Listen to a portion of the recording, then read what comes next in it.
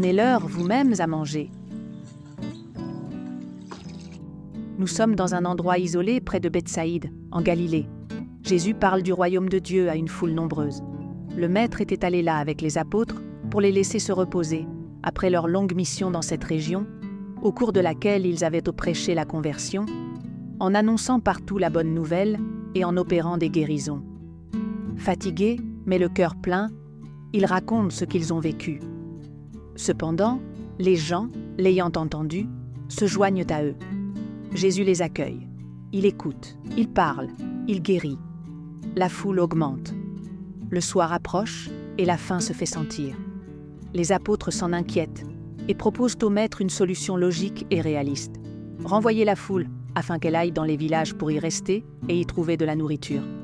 Après tout, Jésus a déjà tant fait, mais il répond « Donnez-leur vous-mêmes à manger !» Ils sont étonnés. C'est irréalisable. Ils n'ont que 5 pains et 2 poissons pour quelques milliers de personnes.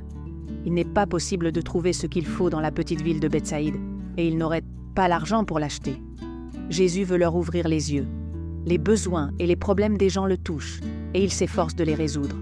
Il le fait en partant de la réalité et en tirant le meilleur parti de ce qui existe. Certes, ce qu'ils ont est peu, mais il les appelle à une mission. Être les instruments de la miséricorde de Dieu qui pense à ses enfants. Le Père intervient, et pourtant, il a pour besoin d'eux. Le miracle a besoin de notre initiative et de notre foi pour s'accomplir. Donnez-leur vous-même à manger. À l'objection des apôtres, Jésus répond donc en prenant les choses en main, mais il leur demande de faire leur part, même si elle est minime. Il ne la dédaigne pas. Il ne résout pas le problème à leur place.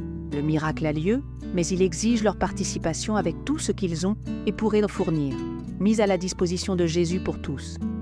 Cela implique un certain sacrifice et une certaine confiance en lui. Le Maître part de ce qui nous arrive pour nous apprendre à prendre soin les uns des autres, ensemble. Face aux besoins des autres, il n'y a pas d'excuse, ce n'est pas notre problème, je n'y peux rien. Ils doivent se débrouiller comme nous tous. Dans la société que Dieu a conçue, heureux ceux qui donnent à manger aux affamés, qui habillent les pauvres, qui visitent ceux qui sont dans le besoin. Donnez-leur vous-mêmes à manger. Le récit de cet épisode rappelle l'image du banquet décrit dans le livre d'Isaïe, offert par Dieu lui-même à toutes les nations, lorsqu'il essuiera les larmes sur tous les visages. Jésus fait s'asseoir les gens par groupes de 50, comme dans les grandes occasions.